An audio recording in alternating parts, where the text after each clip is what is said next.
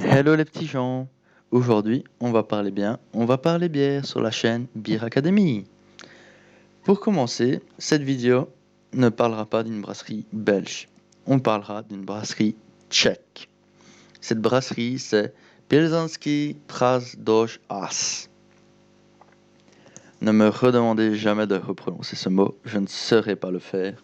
C'est tellement spécial comme mot, c'est du tchèque. Pour ceux qui ne l'ont pas encore compris, c'est situé en Tchéquie, cette brasserie, entre l'Allemagne et la Slovaquie, ainsi que la Pologne et l'Autriche. On va dire que c'est à gauche de Prague.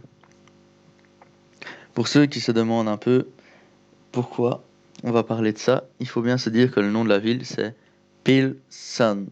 Retenez bien, Pilsen. Pilsen. Ce nom est important. Si je vous dis le mot Piels, savez-vous d'où il vient? Eh bien moi je vais vous l'expliquer dans cette vidéo. Tout d'abord le nom de cette brasserie. Pilsenski Prasdoš. Donc Pilsenski. Pilsenski, qu'est-ce que c'est? Ben Pilsen, c'est une ville. Vous verrez après pourquoi. Là maintenant on va se poser trois questions. Trois questions qui sont: pourquoi cette ville? Pourquoi Pilsen? Pourquoi tu veux nous parler de Pilsen au final dans ta vidéo? Quelle est cette marque? La Pilsenski Prasdoš As. Et enfin, du coup, ils doivent sûrement faire une bière, vous connaissez sur une chaîne qui parle de bière. Qu'est-ce que vaut la pils qu'ils font? Tout ça, on le verra après. Tout ce qu'il faut savoir, c'est que Pilsen, c'est une ville où on fabrique de la bière. Un peu comme Leuven en Belgique. Pilsen, on a cet homme, Joseph Grohl, qui a fondé Bürgerlichen Brauhaus, qui est la brasserie des bourgeois, en allemand. Et alors, il a créé une bière qui s'appelait la Pilsner. Et en fait, ça signifie Pils en allemand. Alors vous allez me dire, ok, c'est un Allemand, il te crée une bière en République tchèque et il lui fout un nom tchèque. C'est un peu spé son histoire, mais c'est réellement ça. Et le problème, vous le savez bien, quand ça fait au vent, des gens vous copient. Alors des gens l'ont copié et lui, tout ce qu'il s'est dit, c'est, je vais changer de nom, je vais mettre Pilsner Urquell, comme ça les gens ne sauront jamais copier ma bière. Et c'était le cas. La Pilsner Urquell, c'est devenu la Pilsner de référence, avec l'authentique source de Pilsner, donc l'eau qui venait de là-bas. Personne n'a su totalement recopier sa recette, et ça, tout le monde l'a vite compris. Et c'est devenu une bière qui a fait fureur, aussi bien dans son pays que dans toute l'époque. Et c'est devenu la référence en termes de pils. D'ailleurs, si on va dans ce magnifique tableau, qui est le tableau périodique des styles de bière, on voit dans la colonne X, case 37, la Bohemian Pilsner. Donc ça, c'est la pils qu'il a créée. Elle rentre dans ce type de bière. Donc on a bien un type de bière X qui est Pilsner. Donc les pils. Vous trouvez ça pas un peu fou? Un mec, il a créé comme ça, allez hop, un nouveau style de bière. C'est vraiment de la folie. Mais vous allez me dire, du coup, qu'est-ce qu'on en a à kicker de Pilsner? Ben, à Pilsner, il n'y a pas que de la bière.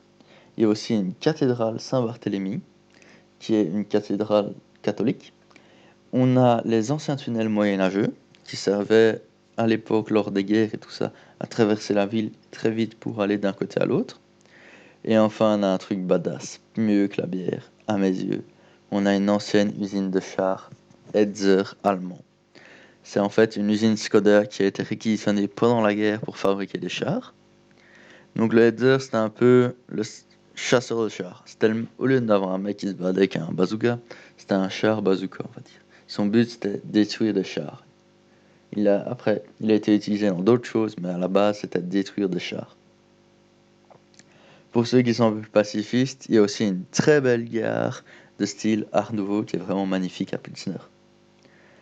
Et alors maintenant, ceux qui aiment la bière vont me dire, eh grand, niveau bière, qu'est-ce qu'on a là-bas? Et bien niveau bière, chez Pilsenski Prasdoš, on a toujours la Pilsner Urquell qui est brassée, on a la Grimbunis, on a la Radegast et la Velkopopoviki Kozel. Me demandez pas pourquoi ils ont trouvé ces noms-là. Les deux premiers en plus que la Pilsner, je les comprends, mais après le Velkokopojnik Kozel, je ne le comprends pas. C'est comme ça. Après, ce qu'il faut savoir, c'est que cette brasserie, c'est pas comme AB InBev qui est, on va dire, une grande famille. Là, on est sur un enfant de la famille. Dans le sens, c'est ça fait partie d'un groupe de brasseurs. Un peu comme AB InBev a racheté plusieurs petites brasseries pour en fonder l'AB InBev. Ici, là, on est sur une autre grande société qui gère plusieurs brasseries. Mais imaginez-vous bien que cet enfant-là, je vais dire, ramène 883 millions d'euros de revenus. C'est énorme pour une brasserie. Quand on voit à l'heure actuelle toutes les petites brasseries qui se créent, c'est vraiment fou. Alors maintenant, on va arrêter de parler des chiffres, on va arrêter de parler de l'histoire. Tout le monde doit se demander maintenant que vaut la bière qu'ils font. Alors pour ça, je vous invite à passer à la meilleure étape, la dégustation.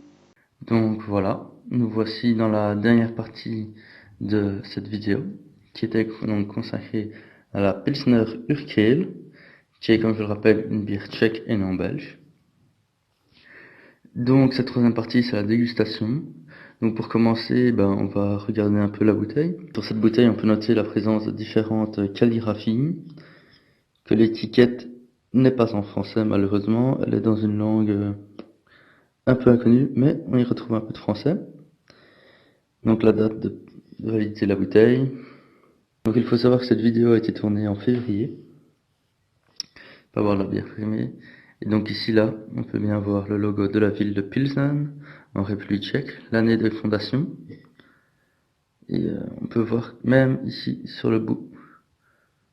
Ça c'est l'arche de l'usine.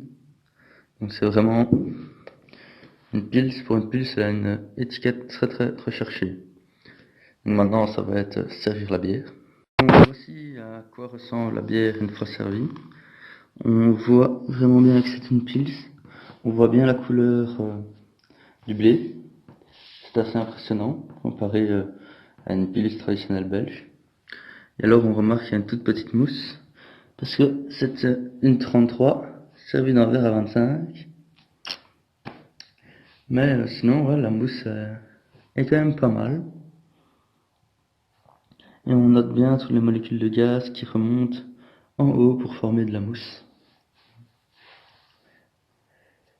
Donc, passons à l'étape olfactive est faite. Donc, nous allons passer à l'étape un peu de dégustation de senteur. Donc, au niveau de l'odeur, cette bière, en fait, quand elle est en dessous de notre nez et que ça va arriver dans la bouche, on a juste l'impression de sentir un champ. On sent très bien la céréale et le blé. C'est assez impressionnant. Mais une fois qu'on l'a dans la bouche, on se dit quand même que c'est vraiment une vraie pils. Parce que on a un meilleur goût. Donc quand on l'a dans la bouche, j'ai vraiment l'impression d'avoir un meilleur goût que quand je bois une bête pils de chez nous. Donc je dirais pas qu'on est sur une pils belge, mais on est plus sur une pils améliorée. Et franchement, elle se laisse boire. Et alors, on n'a pas vraiment l'impression qu'il y a de l'amertume ni rien, donc ça c'est bien. Et puis c'est une bière qu'on peut boire comme ça, quoi. Donc conclusion sur cette bière. Donc quand on la voit là, elle est très très jaunâtre. C'est dû au blé et aux céréales, ainsi qu'à l'houblon naturellement. L'étiquette était recherchée et assez bien faite. Et alors, une fois qu'on l'a en dessous du nez, on sent directement cette odeur de champ, de céréales, etc. Et alors surtout, ce qui est impressionnant, c'est quand on l'a dans une bouche, on retrouve pas le goût d'une Jupiler classique. Pour ceux qui connaissent bien la côte belge, on pourrait se retrouver sur un petit bistrot en stand ou à un knock, en train de déguster cette bière-là. C'est vraiment la vision que j'ai quand elle est en bouche. C'est une petite bière qu'on peut boire l'été, tranquillou, sur un café, quoi. Donc cette bière, pour son étiquette, personnellement je attribue quand même la note de 9. C'est une étiquette très recherchée quand même. Dommage juste que elle aurait dit si le cachet ici aurait été un vrai cachet en cire. Mais après il y a aussi ici du verre qui a été travaillé. Et elle est vraiment pas mal du tout. Puis la petite capsule qui est personnalisée. c'est toujours un plus. Et alors là, on retrouve une belle image, quoi. Donc pour son hauteur, je lui mettrai un 8, parce qu'on est quand même sur une Pils. Donc on n'a pas quelque chose qui vient et qui nous fait, tiens, ça sent la rose ou ça sent quelque chose. On n'a pas cette petite odeur qui vient et qui vous prend, quoi. Pour la robe, hein, sa robe elle est juste parfaite pour une Pils. C'est vraiment la couleur typique, donc ça je suis obligé de lui mettre 9,5 ou 10, ben 10. Et alors pour son goût je lui mettrais quand même 9. J'ose pas lui mettre 10 pour son goût parce que je me dis, ça dépend vraiment d'une personne à l'autre. Moi je la trouve vraiment excellente, mais peut-être que vous allez la déguster et vous allez trouver ça dégueulasse. C'est à vous de voir, ça dépend vraiment des personnes, ça le goût. Yop, on est de retour avec la vieille voix off bien dégueulasse que je suis sûr que vous aimez tellement. Tout ça pour vous dire plusieurs petites informations. Tout d'abord, n'hésitez pas à vous abonner, ça fait toujours plaisir de voir que la barre d'abonnés augmente. N'hésitez pas à laisser un commentaire ou un petit pouce. Nous essayerons toujours de tenir le rythme d'une vidéo par semaine. Et surtout, n'oubliez pas une chose très importante. N'oubliez pas que notre savoir-faire brassicole se déguste avec sagesse et modération. De plus, si vous avez un moment la grande idée de vous cultiver encore plus, aussi bien sur Pilsner Urquell que d'autres faits qui ont été mis dans la vidéo, vous pouvez consulter tous les liens se trouvant dans la description. Ainsi que, si vous le souhaitez, vous pouvez aussi nous mettre des commentaires pour nous donner des idées pour de futures vidéos. Moi, tout ce que j'espère, c'est vous retrouver dans la prochaine vidéo. À bientôt.